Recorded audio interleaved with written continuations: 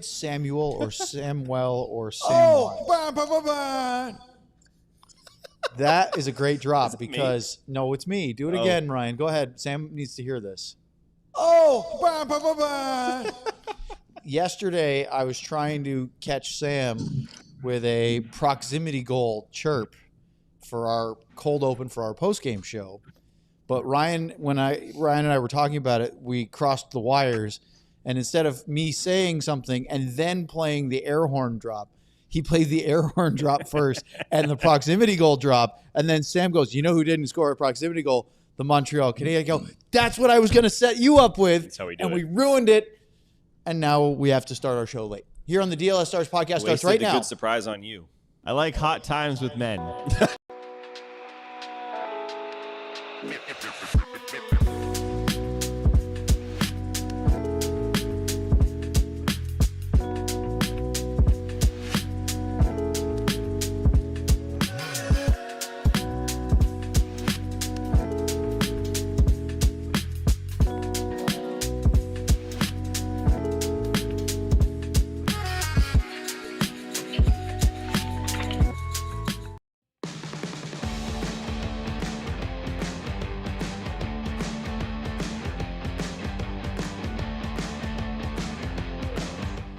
This is the DLLS Stars podcast on a Friday, November 14th, alongside the two-time Stanley Cup champion. Should be a Hockey Hall of Famer. We're working on that, maybe. Craig Ludwig. We have Proximity, Sam Nessler. Yeah. We have Sean Shapiro. Not really proximately close. He's more far away. I'm Owen Newkirk. And, of course, Lieutenant Ryan, our producer, Ryan Vaughters. And before we get into everything today, let's talk about the Face-Off collection. You know it. Luds loves to talk about it. In fact, we're depriving him of it today by starting the show late because he has to leave. And so he won't even get a chance to say how much he loves these shirts and how much he wishes that if you buy them and come to our DLS Stars Takeover event on December 7th, he will gladly purchase libations for you. It is less than a month away. All right, let's get right to it. Sam and I caused the show to go a half hour later today because of an event that we attended this afternoon at lunchtime. We'll tell you all about where we were and why, and then thank the lovely folks over at the Omni Hotel for unwinding whatever that traffic jam was in their parking garage. We got here before the show was supposed to start at 2, but we wanted to make sure it wasn't panicking everybody. So let's get right to the meat of start of this one today because we will not have Luds for more than the first half hour.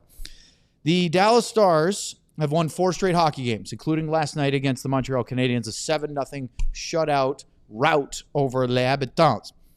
They are now owners of points in 11 of their last 12 games. They have 19 points during that span, but the question is, are they happy with their overall play? Look at the numbers. 19 points in this 11 of their last 12. I mentioned before, they've won 4 in a row. I really like the goal differential here, goals for versus goals against, because anything you're getting close to a +1 or more, Luds doesn't see any of these numbers right that's now. usually good. Power play goals are obscene. 16 power play goals in their last 12 games. Penalty kill, actually not horrific, but should be better. But the reason why we started this was, and we were going to play an audio clip, and then everybody said we didn't really need to. So let me just describe it. Sam, how did you hear about Razor's comment? Because I missed it when it was like the first 30 seconds of the first period, and we have the game on, but I don't know if I heard it, if we were talking over. We do a lot of talking. I think it was David Castillo. Okay, that's right. Fellow, I think, D Magazine guy, right? He posted on Twitter. That's why, and then I went back to find it because I did not hear it because we don't hear a lot of the broadcast when we're up there. There's a lot going on. Yeah. So anyway, the crux of it was that Razor on the broadcast last night, inside the first minute of game action, there was an icing, and he said the Stars kind of have to get it together. They've got to get going, and that they've had these wins lately, and this was, remember, at the start of the game 0-0, and Dallas has won 3 in a row, saying they're not really happy with the way they're playing. And then at the end, he dropped, Glenn Gulletson has been having individual meetings with players to address some concerns in the way they're playing. Well, I'm imagining that a 7-0 win over Montreal on the road will help. But Luds, when you hear that, sure, they're piling up points, but Gully's focused on the process, which is what coaches should be do. What goes through your head? Well, you call out your leaders and you call your veterans into those meetings, and it's about, we have to be better at the start of the games. That we're not starting games on time. Good news is you're finding ways to win hockey games. We have pockets of our game that are missing. We know that there's still things that need to be corrected in the D zone, and you're not going to Oscar Beck, and you're not going to, Blackwell and Ernie and guys like that. You're starting at the top, and you're trying to find a way and find a reason why they're not engaged in the hockey games. And sometimes it's hard to get players to get completely dialed in when you're finding ways to win hockey games every night. And you're finding ways, unfortunately for them, it just seems to be in the second half of games. And then sometimes it flips. They're good in the beginning, and so you're concerned about this going on for a period of time because generally it's going to catch up to you. And that's what I think Glenn is trying to do. Let's figure out how to nip this in the bud as quick as we can, and let's just start putting I would just say, you know what? Let's start playing 15 minutes out of every period, instead of a lapse of this and this. And so at the end of the game, we've played 45 to 50 minutes because the whole you got to play all 60 minutes isn't true anyways. It never has been. But that's what you try to set your goal on because there is another team you're playing against, and they're trying to compete too. So I think this is all part of the process of getting towards your last 20 games of the regular season, heading into playoffs, so you have a complete game from beginning to end. And the good news is, you're finding ways to collect Let me just do a follow-up, and then we'll go to Sean on this. Playing a full 60 minutes, as you call it, a complete game, does not mean dominating your opponent for 60 minutes, does it? No, you're trying to control all three zones, and as far as your D zone goes, you're trying to keep things so your goaltender doesn't have to make those 10 bell saves. Yep. And that's the other part of the good news I need to bring up is when they are playing like this, whether it's Jake or Casey, they're finding big moments to come up. Yep. Like the other night, Jake wasn't good in the beginning, right? So the team bails Jake out. Then all of a sudden, Jake gets to be really good, and he holds up his end of the bargain. And so it's funny. I was listening to a coach this morning from Rochester, I believe. And is there a Levi? Sean, you would know. Who's a goaltender in Rochester, right? Oh, yeah. Yeah, Devin Levi, Devin Levi. Yeah. And again, I know the goaltender. But anyway, they were asking about Levi and why he was so hard on him. He goes, because he's not very good right now. And we know he's a good goaltender. And so he was basically calling him out in the minors, which is what you're supposed to do. And it seems like you're allowed to do that in the minors and everywhere else, but sometimes you can't do it in the pros. Well, Gully's finding a different way to do it. He's doing it behind closed doors. He's not doing it to the public, which we know that usually it gets out there, but he's doing his part to get the guys in order. Thoughts? Yeah, I was just going to ask again, if you mentioned that he's pulling people in, right? Does that message then get, like, if let's say it's Jamie Benn, it's probably not. Maybe it is because he's on the trip.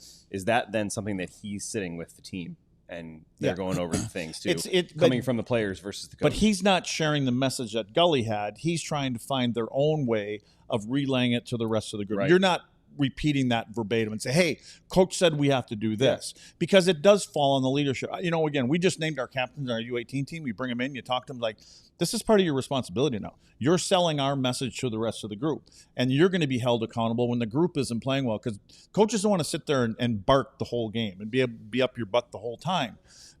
Maybe some do, but I'm just saying that they want this to be a team that leads themselves, and that's ultimately what you're trying to get. And I'm sure Gully, being with McDavid and Draisaitl and guys like that, understands and saw how those guys handled their group to get them to find another level as a team. And didn't you do a lot of that? Yeah, there were. Well, we did it together, but there were, we had sometimes. It's funny because sometimes the best players aren't necessarily. You give them letters, but sometimes just the best players just want to be the best player. Mm-hmm. They don't want the responsibility of having to call guys out. But again, that all goes along with, I say it all the time, and I had somebody call me out on it and said, you don't talk enough. Why don't you talk? And I don't think you talk because you're afraid, because you have to hold up your end of the bargain. And it's very true. Yeah. It's hard to call guys out when you're not doing what you're supposed to do. Fortunately for me, I didn't need to. I didn't really figure into the score sheet, so that pressure wasn't on me. Sean, when you look at this team through 18 games and you saw the the run of form that they're on right now. And obviously they have to feel happy with the results, if not necessarily with the way they got to some of those results. Last night was the outlier because it was the first time where they were able to kind of coast in the third period. Now they didn't, and they kept going and scored a couple more goals, but they didn't have the nervy result is in the balance final few minutes of the third, which was a welcome change of pace. But with that game withstanding, I don't think one performance in Montreal tells you, oh, everything is fine. How do you see this team right now? Yeah, and to kind of bounce around the question, because there's two key thoughts I've had on this, and one just kind of following up what Luds was talking about with Gully and everything like that. Before this season started, I had a really long chat during the prospect tournament with Glenn. We're watching the games play and everything like that, and he told me one of the biggest things he learned from tenure one in Dallas to this tenure is he had to become more of a CEO as a coach, was the term he used. He couldn't be the person, he couldn't go and he had to be more of the big picture guy. He had to be the person who found the ways to get everyone on track, no matter what that meant. It didn't have to be one big board meeting with everyone. And this very much feels like that to me. He is, and I did some, after Razor's comment last night on the broadcast, I made some calls to kind of get a better idea of what this has looked like. And basically, he's been very smart about picking the connectors, picking the guys on the team that, because as much as everyone wants to say it's a super close team, we all know there's cliques and everything like that, and one guy hangs out more with another, and then this and that and the other. And he's done a really good job of pulling in people that connect to various cliques on the team, guys that, to make sure that even if he doesn't talk to one guy directly, talking to somebody within his circle. And it's very much a skill he picked up and he knew he would have to use that he didn't have the first time around in Dallas. He didn't have this big picture understanding of how to do this. And I think it's kind of seeing that growth for Glenn in action. So it's kind of, I'm glad Razor pointed it out, because it allowed me to get some people to open up a little bit about how he's been handling this. The other thing about it that's been kind of this whole team right now that's been fascinating for me, and I'm curious of Lud's thoughts on this, is they're not playing great. And I think that can be true. The other thing can be true. Good teams find ways to win when they're playing their B and C game. And I think that's there's kind of there's the two pieces of that, right? Like they could be playing their B or C game the way they are quite frequently right now and be in the middle. Instead, they are where they are. And so it's kind of one of those interesting spots of kind of finding the proper balance there of, we obviously all want them to play better. We want the system to click. We want the defensive deficiencies to be obviously healed. But at the same time, learning to win games like this when you're playing poorly is also another skill that good teams have to have. So it's kind of this whole, it's why this team is so fascinating, right? Because if they were, if say they're 500 right now, doing through all of this, say they're 500 and they've been playing this way, all of a sudden we're wondering like, oh my God, are they a playoff team? No, instead we're having the conversation of, well, we know they're a playoff team because they're a damn good team that figures out how to win games when they're playing poorly. But now we know they're finding ways to win these bad games, these negative games. Okay, we can think about how does that get that additional 4 or 5 wins they need after they've won 11 and 12 in the playoffs. It's a very fascinating team from that perspective. And I'm curious, just to go back to Luds after I'm talking about all this, of how do you balance that? You've coached teams before, right? Like you want to fix the problems, you want to fix the process, but there is a skill in a win is a win is a win. If we're playing like crud for 45 minutes and we still win, it's still 2 points for us. Sean, I think to go to your very first point when you're describing different guys, first thing that comes to mind is you try to find the 2 or 3 Pied Pipers. You know, they kind of lead their little group. Yeah. And so you find those guys to get to those guys. And then in the bigger picture, it's about the leadership group. And you want those 4 or 5 leaders to now become 7 and then 10 and then 12. And there's always going to be the outliers. There is always going to be 3, 4 guys aren't there. But you've got enough of them that the other ones that don't want to buy into what you're trying to sell have no choice. You know, they can maybe play an easy game with that. So, you know, my biggest concern when you're going through things like this, in my opinion, there cannot be 3 players that get injured right now. if there's 3 players, and I'm not talking about goaltenders, but if there's 3 players in my mind that had an injury, that would be a problem, because there's 3 players to me that are really carrying this team, and I think that would be detrimental, and that's what coaches are concerned about. Going, man, we're leaning on this guy and this guy and this guy, and we need more guys on the bus because we need it. Because again, that's the whole same thing in playoffs. Playoffs are going to get tougher, and people are going to end up getting, other teams are going to try to push your better players, your top players, to the perimeter and just not be as much as a factor. Then you have to have those other guys step up. And Sam right now is wondering who are the 3 I'm talking about. Who's the third one? Well, you know who the 2 are. Assuming it's Wyatt right and Mikko. now today, and I wouldn't have Miro? said this in the last couple of years. Yes, That's Miro. my guess. Because and again, I'm not trying to say that it's not the goaltenders, because they're always the most important, in my opinion. But again, Miro, to me, the way that he's playing right now, he's playing at a different level than I've seen him play at a long time. And maybe it's because he's healthy, but even when he was healthy, this is a different, more confident, more assertive Miro is the way I feel right now. So that right now would be a problem for me.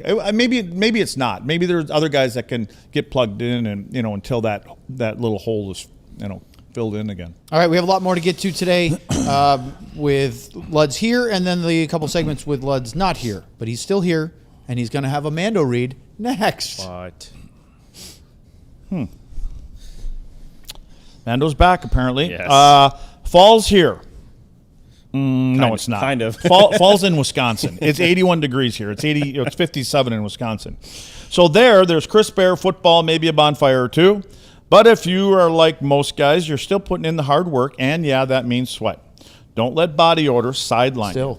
You know the feeling. It's game day, and you've been working hard all week. Well, let's be honest. Regular deodorant just doesn't cut it after a long day. Mando deodorant plus sweet sweat control is not just another cover-up. Mando is 1 stick, 2 jobs, powerful odor, and sweet sweat control. It actually stops odor before it even starts. One swipe on your giblets and you're good to go.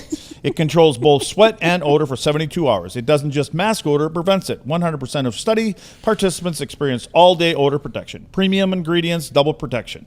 It comes with a solid stick deodorant, cream tube deodorant, 2 free products of your choice, and free shipping. As a special offer for listeners, new customers get 20% off with our exclusive code. Use code DLLS at shopmando.com for 20% off. That's SHOPMANDO.com. And one of the biggest Mando supporters, Ralph Strander's getting honored this weekend as well. He's probably hopefully we get a little of that, and I could maybe walk up on stage and hand him that would be as amazing. A welcome to the Hall of Fame club. Not that I'm in it, but to the Dallas Stars Hall of Fame That would be club. pretty wild. This episode is brought to you by Prize Picks. You and I make decisions every day, but with Prize Picks, being right can get you paid. Don't miss any of the excitement this football season on Prize Picks, where it's good to be right. Best part about Prize Picks, it's super simple, guys. You make your picks. You can combine some picks. You can use multiple picks on one player. It makes it really easy to do exactly what you want to do. Download the Prize Picks app today and use code DLS to get $50 in lineups after you place your first $5 lineup. That's code DLS to get $50 in lineups. That's 50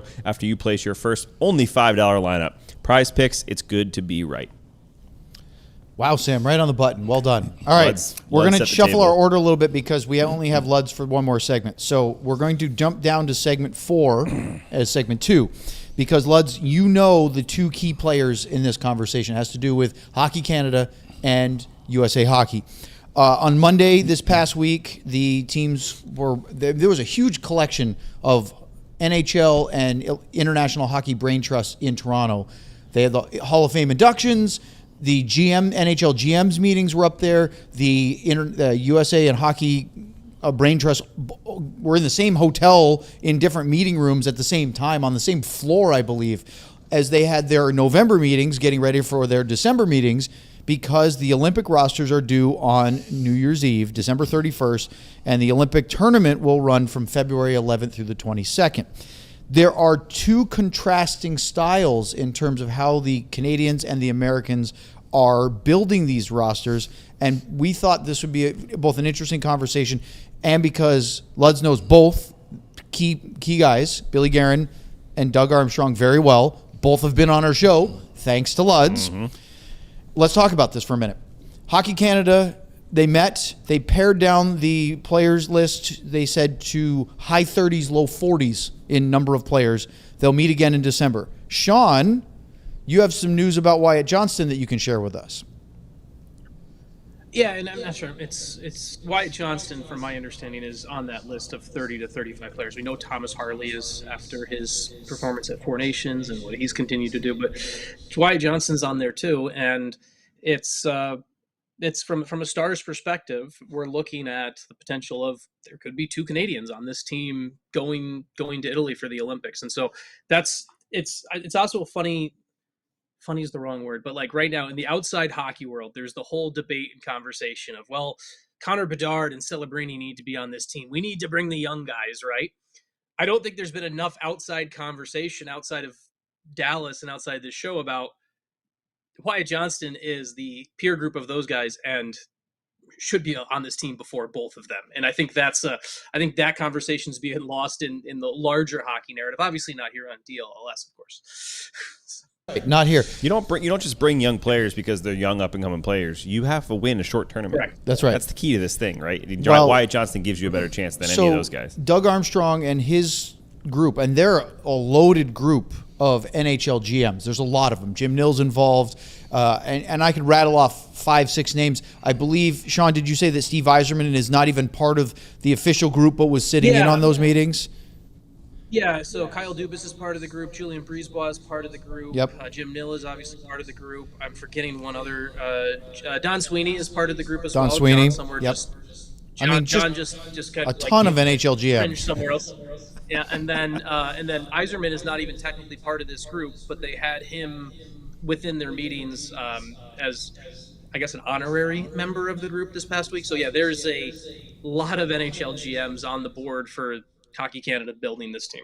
It's funny hearing that because when you look at the teams and you're like, U.S. roster, how is that guy on the bubble? Because he's one of the best players in the league. Sean's naming Steve Yzerman is someone who's not even on the official thing. Right. You got a lot of good minds in that room. Well, to that end, Doug Armstrong did an interview after their meetings and said basically they were trying to get the number down so that every GM can, he's sort of planting seeds of conversations so they can, over the next month, drill down even further and then have really deep conversations about each possible player. These are the locks, these are the in-betweens, these are on the bubble, that kind of thing. Now, on the other side... And on the real quick, go ahead. On the Canada note, real quick, I spoke to Jim Nill about this 2 or 3 weeks ago, and Jim said one of the interesting things about Canada is if we're fully healthy, we don't really have many choices to make, right? He's like, if we're fully healthy, at the end of the day, this roster will be what it is because you pick you know what it would be if everyone was fully healthy. The big thing that Jim told me that they're having the debates about is where do these and this is why you narrow down your list, is how do you figure out, okay, if we lose a third line left wing that needs to play on the power play, or we lose a defenseman that we need someone who's going to step up and be part of the penalty killing unit. Like Jim said, a lot of the Hockey Canada stuff is more of the nuanced of, we know what this would all be if everyone's fully healthy, but we know there will be injuries. We know there will be marginal calls based on role. And that's where we start to we want to be able to set ourselves up properly for those debates. It's not just let's use those 3 young guys we talked about. It's not is Macklin Celebrini, Wyatt Johnston, or Connor Bedard a better player? That's not the question. The question is, hey, we need one of these guys to center a 4th line and potentially get the matchup against Austin Matthews when US gets the last change. Do we want that to be Connor Bedard? Probably not. Do we want that to be Macklin Celebrini? Maybe. Do we want that to be Wyatt Johnston? And this is me speaking. Certainly. So that's where this becomes more of the nuanced part for Canada when it comes to breaking all of this down. The very different tact is what the USA group is doing. Team USA, Billy Guerin not only is trying to keep as many people in the mix as possible. He actually said, this is a quote, you try to keep guys in the mix as long as you can. There are guys who are having good years. There's guys who are bigger bodies of work. A lot of different thoughts go into each individual. So you try to keep guys going as long as we can. They're actually trying not to whittle it down too early to give them the best chance to make their case for why they'd be on the team.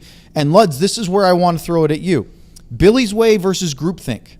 Because the Team USA is giving USA Hockey giving Bill Guerin a lot more individual say, with, of course, lots of input from good hockey minds, compared to Doug Armstrong trying to manage a very, very intelligent group of NHL GMs in a groupthink setting? I think that from Army and Jim Nill to start with, those guys are very, very, as Sean knows, they're very, very close. They're really good friends. So, they're going to drive the bus for the most part, but I think that because of they both have relationships with a Bob Gainey kind of guy, they allow everybody else to have voices. And when it comes to Billy Guerin, I think Billy's the same way, but I think Billy's got a little bit more. It's going to be about my picks, and you guys can bring them to me, and then probably I'm going to make a decision. I welcome everybody's opinions, and I think Billy's going to step up. Billy knows the kind of team he wants. They all know the kind of teams they want, And sure, when you're talking about players here, to me, you're talking about two guys on Team Canada, and I'm assuming the other one's Harley. Am I right? Yes. Okay. Well, one's played himself onto the team, my opinion. Yep. The other one is I'm not sure yet right now. Yes. Again, and then you let some things get out there that he's got a couple little injuries. He's got something he's fighting, which I don't know why at this season, I don't know why you put that out there. I don't know, but and I'm not saying Thomas Harley shouldn't be there, but I think he's got to play better. I mean, again, because there's a lot of guys that they can pick from. Now, I just think that they already knows who they want. I think they already know the guys, but I agree with what Billy Guerin's doing, because you keep everybody thinking they're in the hunt. Because when you don't do that, I think some people can take their foot off the gas a little bit, and you don't get that competitive thing that you see all the way up until the day. Like, who do you take? Do you take Brad Marchand? If it comes down to Brad Marchand and Wyatt Johnston, who do you take? You take Brad Marchand if he's healthy. Sean? In a vacuum, Brad Marchand, but it's also the question: are we talking what role are we talking for? Where in the lineup are we talking on this? Well, I mean, I think that again, I think Hockey Canada, like they always do, they come in with a bunch of centermen. I mean, they always seem to overdo it in centers because they can play anywhere. I think Wyatt Johnston can play anywhere. Yes, and I don't know if Wyatt would be better in the middle of the ice in this particular event versus on the wall, with the building being smaller, if that's the case, and what's going to be going on in the corners and things like that. I'm just saying, if it comes down to two of them, which one do you take? The only reason I would probably lean, because I think Wyatt is just playing fantastic, but the reason I would lean to Brad Marchand is because what he brings besides putting pucks in the net. The edge that he brings and being able to get under people's skin. Now he has the ability to control it, not step over the line. I guess today, as good as Wyatt's playing and as good as Brad Marchand is playing right now, I kind of lean to him. I know that. I know there's a lot of people out there that aren't like when they hear that. I don't even like saying it. To be honest, how would you argue? I mean, you look at the two. Brad Marchand not only has won a bunch of championships, but he's also scored the biggest goals in all of them. And he's got power in that room. Yeah, you know, he's got power in the room. And Sean, to go back to this conversation real quick, the question I have for you is, to the point that Jim Nill said, if everyone's healthy, there's not many choices to make. Maybe that's also why Canada is choosing to shorten their list sooner, because they already know that the top choices, if they're healthy, we already know which guys we're taking. It's a question of who do we replace. I still think Wyatt Johnston doesn't make the Canadian Olympic team roster unless there's an injury, because of some of the other guys we saw on there. With the U.S. roster, I'm not saying they're any less talented, but I think there's a few more spots up for grabs for the Americans. Yeah, I want to get one thing on this, because I want to get Luds on this, because I know he has to go, so we can't carry this part into the next break. Luds, we have had, with just using Marchand as an example here, do you think the decision-making changes at all, considering we have an entire generation of players that missed out on 2 Olympics? Yes. Right? Like, do we think there is a element of, hey, Brad Marchand would have had 2 past Olympics. He would have been on the past 2 Olympic teams, right? The NHL hasn't gone the past 2. He would have had that opportunity.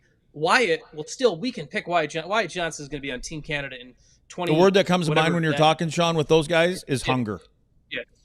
Yeah. Well, what about so like, would you make that choice? The older players. I'm talking about the guys that missed out. If like you're Sean's a GM for any of these teams, would you pick the guy that might not still be available for the player pool in 2030 if they're let's say you have Marchand and Johnson and you can't decide, why, as Sean just said, Wyatt will be available in 2030. Brad Marchand probably won't. If you're asking me, that has nothing to do with it. Yeah. I'm taking the you're players saying that I think are the best players right now today. What if it's you're looking for a deciding factor? Well, there's intangibles. Yes. And I think Brad Marchand wins an intangible over Wyatt. But again, and that's my question. Do you think? I don't even like to hear myself say that. I don't. Do you think it's hard to make these teams? But let me. That's what I'm saying is that you go with the best player, but if you're trying to make that decision, do you think the hunger of a guy that says this might be my only chance to play in the Olympics may matter more than a young guy like Sean was talking about, Celebrini, Bedard? They'll have another chance. Do you take the older guy if he's playing well because you go, this will mean so much to him and he will have that hunger? Yeah, 100%. I mean, look at the way he's playing. You can say Wyatt's playing unbelievable, and he is playing unbelievable right now. Is that partly because of what's coming up? Of course it is. And so is Miro, and so is Harley, and everybody else. They're all trying to impress people, and they know that they have to do that. And Brad Marchand is doing that too, because he doesn't have to. But he is. And I think he's the best player on that team right now. Yeah, they got a couple key guys out, but he's the guy that's carrying that team right now. Now, just to the team, but I just think that he's making a statement to Hockey Canada. Mm-hmm. You cannot not take me. But that doesn't mean that there's somebody else that Wyatt can take their place. Now, that's what I'm saying is I don't know who they all have in their mind, but it's really hard for me not to see Wyatt there, but I don't know who they're all, how they place their guys and where they're at in the positions that they're picking. Did Marchand have a good Four Nations? I don't remember. Do you remember? I don't remember now either. He did. I was just curious. I thought he did. He was good. He was good. He was good there, and he's played well internationally with Crosby before. And you talk about players having certain sway. If Sid says I want to play with him on my wing, there's no way he's not on the team. Yeah, good point there. A lot of good players for both of these teams. It's going to be a fun tournament. We'll keep talking about it as we get closer to the deadline for announcing, which is December 31st. So we still have 6 weeks, roughly. And, of course, then the tournament itself in mid-February. We got to say goodbye to Luds, but we're not done. We still got 2 more segments we're going to talk about. Goal. What? He had 1 goal. He had 1 goal, but that's fine. Just one. It's a short tournament. We'll talk about why Sam and I forced Luds to have to, well, not leave, but why the show had to start 30 minutes late Have a good weekend. next. Is it the weekend? We're going to be here tomorrow night. Oh, yeah. Oh, it's me and Owen here, eh? Go ahead, And Sean. now we talk about you, Owen, and PNC Bank. It's one thing to support a long-term growth. It's another to go out and celebrate it. Thanks to all the amazing Dallas Stars fans who embrace long-term growth in all its feathered glory. Our Main Street branch pop-up event was the ultimate celebration of PNC's reliable, responsible approach to long-term financial planning, told through the lens of another amazing long-term investment, Epic Hockey Hair. At the Main Street branch, fans had the chance to pick up their own Dallas Stars hockey hair hat, a limited edition Stars hat with epic hockey hair coming out the back, which you saw Sam wear. It was a reminder that the best things, whether it was a legendary flow or a strong financial plan, come to those who are patient and committed to the long run. PNC Bank, an official partner of the Dallas Stars. Good job, Sean. Sean, you did it so fast. Lud says One good breath. job. It was beautiful. Let's talk about the Texas Rangers for a minute. Why? Well, have you ever wanted to be a major league player? See your name on the back of your jersey, share the dugout with the all-time greats? Well, we have good news for you. The Texas Rangers Fantasy Camp, presented by National Car Rental, is your opportunity to live out those dreams. Taking place January 7th through the 11th at the Rangers Spring Training Facility in Surprise, Arizona, where the weather should be very nice at that time of year. Rangers Fantasy Camp is the dream experience for any die-hard Rangers fan. Across 5 unforgettable days, campers will be treated like a big leaguer. Custom Rangers uniform, professional-grade equipment, access to full clubhouse amenities, post-game happy hours, the whole 9 yards. And the best part, you'll enjoy hands-on guidance and encouragement from some of the best players to ever don a Rangers jersey, including Hall of Famers Yvonne Pudge Rodriguez and Fergie Jenkins, with more alumni announcements on the way. Fergie Jenkins, of course, sat in the studio a couple weeks ago on our Rangers show. This is a once-in-a-lifetime opportunity you don't want to miss. Spots are limited and going fast. Secure yours today at rangers.com/fantasycamp. That's rangers.com/fantasycamp. I was told when I became a journalist or writer or whatever you want to call me, maybe not writer because I don't know words, but I was told to Weirdest writer try ever. to notice things maybe other people don't. I noticed that Sean Shapiro was wearing a different hat when we started the show, and is now wearing a backwards hat. Sean, explain. Isn't that the late game? I've worn the same hat the whole show, Sam. I don't know what you're talking about. Okay, well, it's time now for the PNC Bank Mullet Report. Here's our pick for our favorite hockey hair from around the NHL, and today's selection is the great Barry Melrose. So, Sam, Sean, tell me about why Barry Melrose and his slicked back mullet is important to hockey and to you. I will say the biggest thing for Melrose, especially I'm younger, obviously, so I didn't know it. Didn't have as much experience when he was. Sean's got another one. I noticed that he was on that show In the Crease that ESPN did for a while, and man, you don't think it was similar to Razor. You think, how can you make this more exciting? How can a highlight show be hilarious? And he made it hilarious every single time. And I think he had just that kind of humor that was very similar to Razor in the sense that you knew when he was on a call or when he was on a show or he was on a desk. And I believe wasn't he battling an illness? He has Parkinson's. Yes. So he left the show and eventually obviously retired because of that. Yeah, unfortunately, because he's such a great personality. And it was one of those that you saw the reaction to it, though, and you understood how much he meant to just so many people in so many different ways. Sean? Yeah, for me, the early memories are early era ESPN watching. This is a funny one. I remember Barry Melrose commentating. It was an intermission report. It was a game on ESPN2. This would have been like mid to late 90s. And Jocelyn Thibault was in goal for the Chicago Blackhawks. Yes, no idea why I remember that Jocelyn Thibault was in goal, but that was the and I just remember watching that game, and it was it's one of those like memories that maybe it was an early memory that stuck for me for why watching hockey or whatever. Or, can't remember, not sure exactly what it was, but he was always synonymous for me of me getting to kind of stay up a little bit later. I got to push bedtime a little bit further, watch games games that didn't include one of the New York area teams, right? Because like it was cool growing up in New Jersey till I was 15. Sam, you know this, right? It was an era where you could see 8 different NHL teams, their local broadcast. You could see Rangers, Islanders, Devils, Flyers. You could see all of that, and sometimes even Sabres. So you knew that division. Yep, you knew that division so well. But then to watch the national games, it was kind of cool. You're like, oh, hockey exists outside of the tri-state area, and that's what always kind of. So for me, West Coast hockey, getting up to stay up late a little bit as a kid, push bedtime a bit. Barry Melrose was a big part of my viewing and that growing up. So. Remember, they used to have 2 different NHL video games. They used to have NHL 06 or whatever, and then NHL 2K6. 2 different franchises. The ESPN version of it, and I think he was the announcer in it. Uh-oh. I have a button if you'd like me to push the button. Hit it. I have the Barry Melrose button.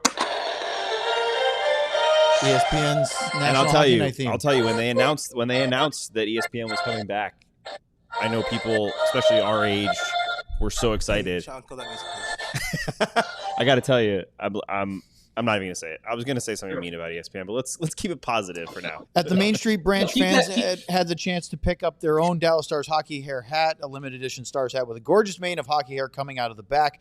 It was a reminder that the best things, whether it's a legendary flow or a strong financial plan, come to those who are patient and committed to the long run. PNC Bank, an official partner of the Dallas Stars. All right, we pivoted our show a little bit because of the time change with us getting caught up and had to start at 2:30 instead of 2 o'clock Central Time. And that's why Luds had to take off at 3 because normally we're 2 to 3. Oh, he's not here. Why did we have to do that? Well, because Sam and I were fortunate enough to be invited to attend the SMU Athletic Forum luncheon today, which was held over at the Omni Hotel in downtown Dallas. And the featured guest and speaker of today's Athletic Forum luncheon was captain of the 1980 U.S. men's Olympic hockey team, Mike Eruzione. And he was interviewed by our good buddy and ticket host from the Hardline, Bob Sturm. We got to see him. Sam met Bob in person during our pre-game. First time, yeah. I was going to say pre-game, but the pre-lunch VIP meet and greet. We had our pictures taken with Mike Eruzione. Brad Alberts was there? Brad Alberts, the Stars team president, multiple members of the Stars He front wouldn't office. switch seats with me, though. No, he wouldn't. He was on the stage. Rude. You had a good table though. Yeah. And we got to see a whole mess of people and some of the friends that I've made over the years, especially going to some of these athletic forum luncheons, which are really, really a cool thing to hear from these great achievers in athletics. You know, I've seen Dirk and Bruce Bochy, Eli Manning. Let's just name a few.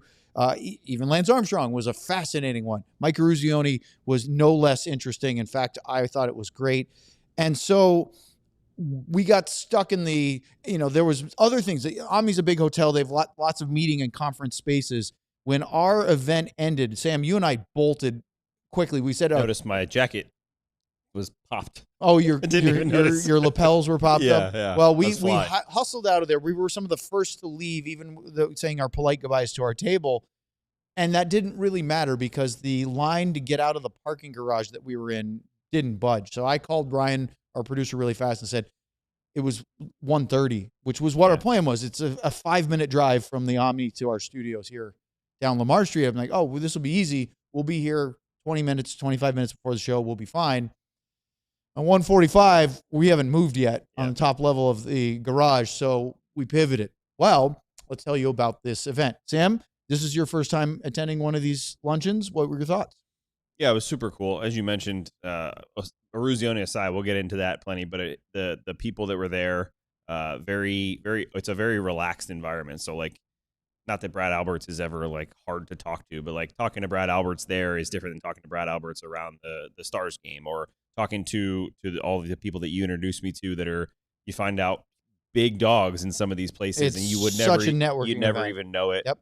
Everybody was super kind. And then luckily I didn't get the chance to be super nervous because it went so fast to meet Eruzione that it was like wasn't even nervous, and all of a sudden we were talking to him and it was done. So well, let's throw up that photo, Ryan. Yeah. If you have that, we got to meet as part of the VIP experience because of my good friend Lawrence Cole, Mike Eruzione. There he is, the legend himself. Mm-hmm. And Shorter Sam, than me. what? Of course, you were going to bring that up. What I thought was fascinating was we shook his hand, we posed for a couple pictures, and then he asked where we were from. Yep. He starts this conversation. You know, there's a whole line of people waiting to have their photo taken with it, and yeah, I love this bit, Sean. Keep it going. And Mike asked, I said, well, you know, we both live down here now, but we're both from the Northeast. I said, I'm from Maine. And he goes, Maine? I played prep school hockey in Maine. Where from? I said, well, you're familiar with blah, blah, blah. And he kept asking me more and more questions about Maine. And finally, one of the handlers grabbed my arm and said very politely, hey, we got to keep things moving. Yeah. He didn't want to. He was like, I'm here. Let's have the He was Yeah. a Wait. very, very nice Bostonian. Very, very enjoyed it.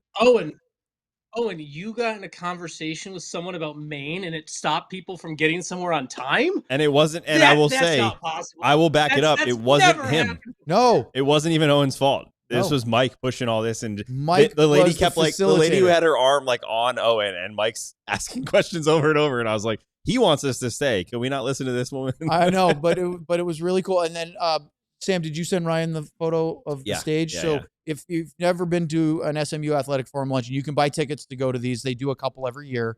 I believe that they are doing the founder of the Savannah Bananas later Yep. this year, which will be interesting. What's his name? Tim Howard. Tim Howard, the Best legendary U.S. goalkeeper. national team soccer goalkeeper. Date hasn't been named yet, but I'm really hoping I get into that one because I'd love to see that. And so it's a really cool event. Even if you don't have access to the VIP reception beforehand, they bring you into this big hotel ballroom. You have a lunch served. Then the featured guest does an interview-style speech or conversation. Mhm. So Bob interviewed Mike Eruzione. Did a good job. And of course, Bob did a great job, as you would expect. But this was very much, there it is right there. So there's Sturm and Eruzione. That's the main stage. There was one, I believe Scott Jennings was the master of ceremonies. So he was introducing them. Sam snapped a quick photo from our table. And then they proceeded to talk mostly about the 1980 Olympics. And there were a lot of takeaways. We are almost out of time for a segment already. The one that stood out to me, and Sam, I'd love for you to share whatever really caught your eye or ears, but it was that Herb Brooks skated that team hard after they won the semifinal against the Soviets. And the Norway exhibition game is the one that, if you've ever watched the movie Miracle, that they literally skated after playing and tying the Norwegians. And then they turned the lights off on them, and the doctors were saying, you got to stop this. And they kept doing it. And in the day after the semifinals, Brooks did it. And Eruzione said it was the second hardest skate we had that whole year. Yeah, which is wild. I thought the coolest thing, and I just said this to you in the elevator, the coolest thing about this whole story is, as much as, Eruzione and some of those guys maybe want the someone else to win like this year so that they can stop talking about something that happened 45 years ago, there's something new that comes out every single time I watch some documentary, and I think it's going to be the same story again. And then you get a little nugget. You're obviously listening to him speak himself. You get a bunch of those.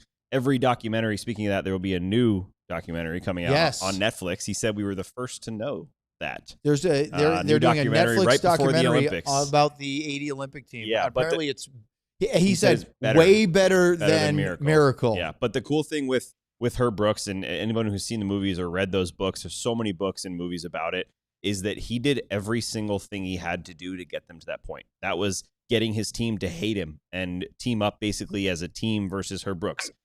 Getting them not mentioning the Soviet 10-3 game at all when they were preparing for the Soviets the time before. Getting them skating hard because he thought they had to get all that excited energy from winning the game and get all those distractions, as Luds loves to say, off. It's just cool to see a coach know exactly what he needed to do to get a young 21-year-old average age team to not only have success at the Olympics, but beat a team that won every Olympics around that, have been playing together for 10 years. We're a bunch of professional athletes, and in their 30s too. The biggest upset in U.S. hockey history. So it was really fascinating. I could talk about it for 40 minutes, but highly suggest if you haven't seen any of those things, go search them all, read the books of Miracles and Men, all those cool things. They're well worth it. Yeah, very, very cool. Up next, Sean wrote something that we have to talk about here on the DLS website and on our show right now, the DLS Stars podcast. My first. And I believe you can only read that if you're a diehard. What a segue. So what better way to tell you you should become a diehard? By becoming a diehard, you get access to writing that I do, really good writing that Sam does, even better writing that Tim Cato does and other NBA writers do as well. And also, you get all the sports covered. It's great. But as I go to every time on this, my favorite part about the DLLS project, whatever we call this thing that somehow pays us to talk about hockey for an hour a day, 5 days a week, has been the community around it. The Discord, the friendships that we've seen grown from people who are not on the show, from the listeners and readers and everything like that. And it is a really cool thing to see how that's grown. So that's what DLS was founded with, the idea of it's more fun to be a fan. It's more fun to be a fan with a community. So this just adds to your fandom community. Become a diehard there. On top of that, we all know Monday morning is going to come around. You're not going to want to work at around 9:30 a.m., whatever it is.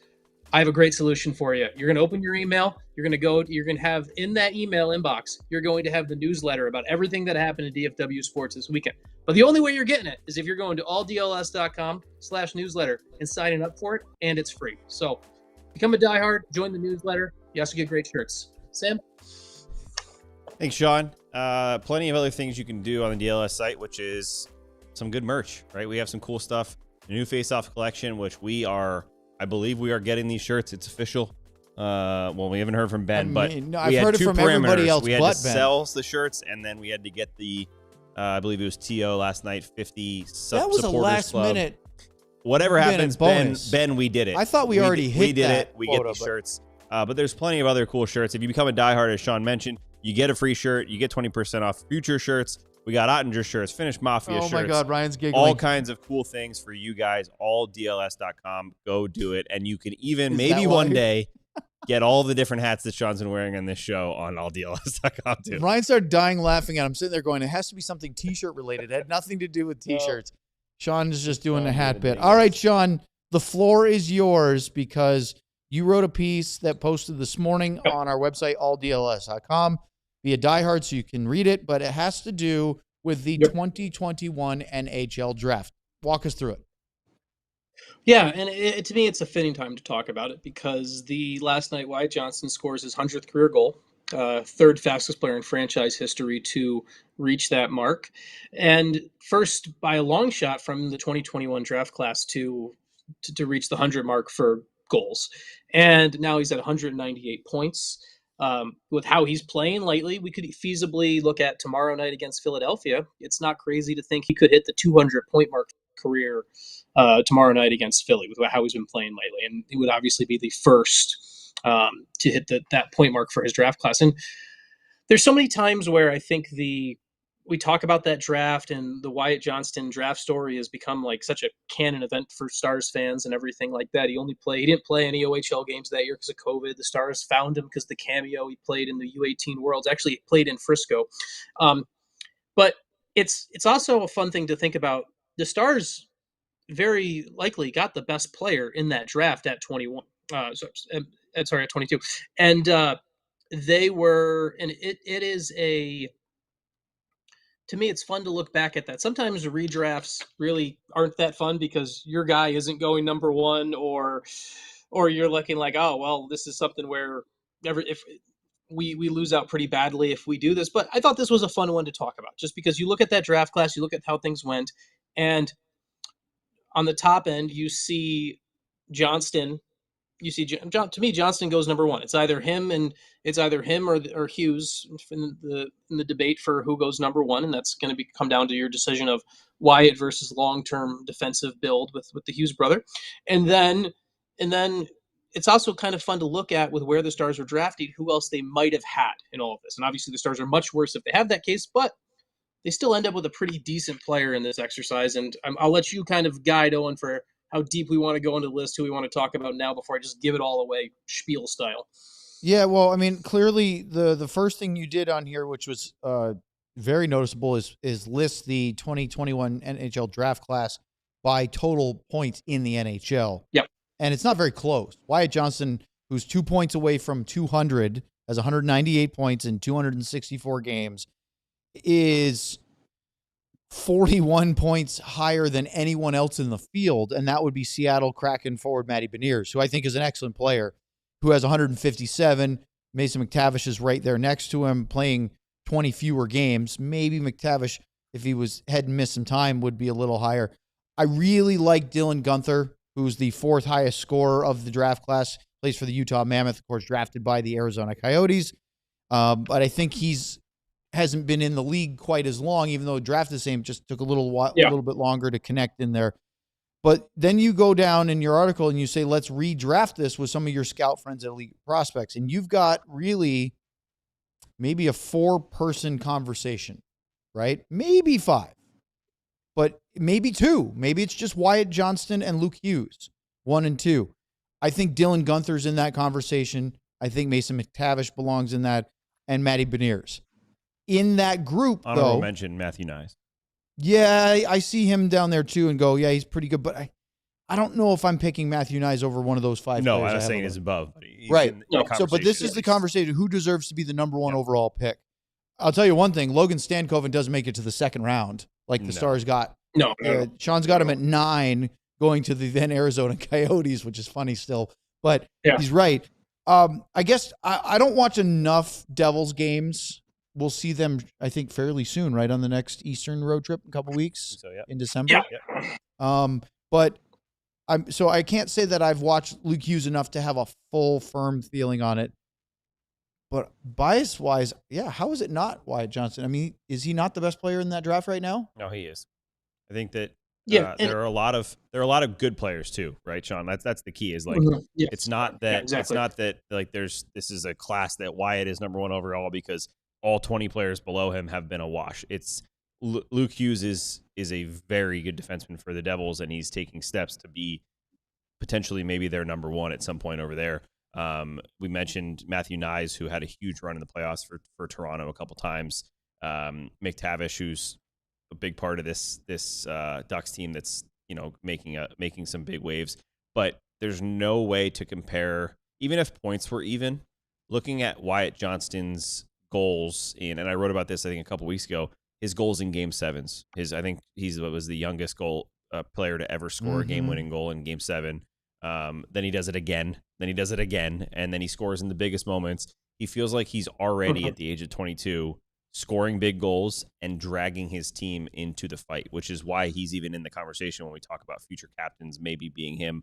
I just think that on top of his skill and points, the other things he brings, if we knew this at the point of the draft, easily puts him in that number 1 slot. And that's why I think we were so surprised that Wyatt wasn't better last year in the playoffs than he was, because he was so good the first 2 years of his NHL career. And I think the only reason there's any debate for number 1 is whether you're looking at if you're going just off body of work, it's not even close, right? Like what body of work's been done in their NHL career so far, it's not even comparison.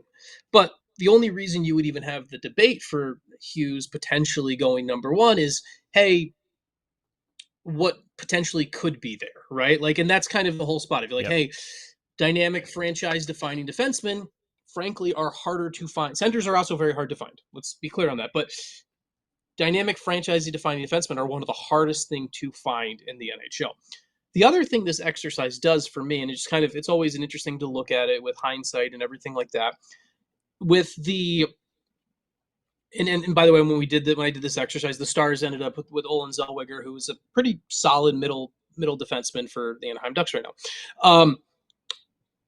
You look at where these guys were drafted, and probably in hindsight, I probably should have put where they were drafted originally in this article. That's probably a late edit to go add to it, but it gives you an idea of how there is impact players and talent. I don't think there's impact players and talent much beyond the second, third round anymore. I think the league is too well scouted for that. But if you are making the smart bet and understanding value in picks 30 through 65, 30 through 70, that's where you build a franchise that is a winner. And it's how the Stars have been built, right? You look at we've talked about that, Sean, because you on this, you have Jackson Blake was pick 109 from the Hurricanes and plays for Tampa, but was actually drafted 107th from the Coyotes. That's the outlier in the draft now. It used to be, Luc Robitaille taken, what was it, 9th round or something crazy like that. You've got, undrafted guys. You've got Henrik Lundqvist being, Jamie Benn, all those things, right? Joe Pavelski, right? But nowadays, if you aren't hitting in your top 3 picks, the chances, there are still diamonds out there in the rough, but the chances are very slim. You have to, as you just said, you have to build your roster through the draft with those picks 1 through 3 or first 3 rounds. You could say, Owen, it's very important to to stack picks on top of each other. See, addition. That was the first one. That was what he started with. There we go. Hat man. Set the tone. It's important to stack picks on each other and see how it goes, and see if anyone notices that you're slowly building throughout to build a winning formula. I thought I would throw a final stat for you tonight just for fun. Today, thank you. You're welcome. Stars won 7-0 in Montreal. It was the first time in team history and second time in franchise history that they have scored 7 or more goals in a shutout win. The only other time it happened was on January 12th, 1983. Luds wasn't even in the NHL yet. The Minnesota North Stars beat the Pittsburgh Penguins in Pittsburgh at the old Civic Center, the Igloo, 7-0. Thoughts?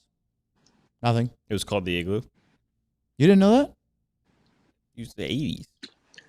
Sean? Has Sam seen Sudden Death? That's my only question. Has Sam seen Sudden Death? Do you know what Sudden Death is? No. It's a movie starring Jean-Claude Van Damme. So clearly the answer is no. I think so. I have seen some good Jean-Claude movies. Put that on your queue. Expendables kind of guy. You would love it because it's an action movie and it's involving a hockey game in Pittsburgh during the whole time. It's ridiculous, but wonderful. Can't wait. Can I give Sam? I need to give Sam some homework on things to watch during the Olympic break or during the Christmas break. Of, yes. But then I get to do the give him, same thing for you guys. If it's anything other than Shorzy, I will. No, that's nothing all. against Shorzy. I just didn't expect you to have any other. Shorzy, Rocco's Modern Life, Doug. Some classics you guys don't know. Doug's a good show. Doug's a good show. That was a great show. Thank you. Yeah. All right. Yeah. We're out of time. Go watch Doug on Friday nights. We have a pregame show tomorrow night, Stars and Flyers from here in Dallas. Sam will be at the AAC. Luds and I will be in the studio to start. I'll be in my half suit. Sam changed out of his suit. He did wear a suit, no tie, which is the normal garb for the SMU Athletic Forum luncheons. So kudos to you for dressing up, but boo for not wearing it the rest of the show. For the multi-hat wearing Sean Shapiro, which is actually quite appropriate for all the different avenues that he works and pieces together a living. And for Sam Nessler, and for our departed, but we'll be back, Craig Ludwig, and our producer, Ryan Vodders. I'm Owen Newkirk. We will see you tomorrow night, 6:15 pregame show, Stars and Flyers. Till then. Can't wait. Enjoy your Friday. Thanks for joining us here on DLLS. That's funny. We all silly like the mayor.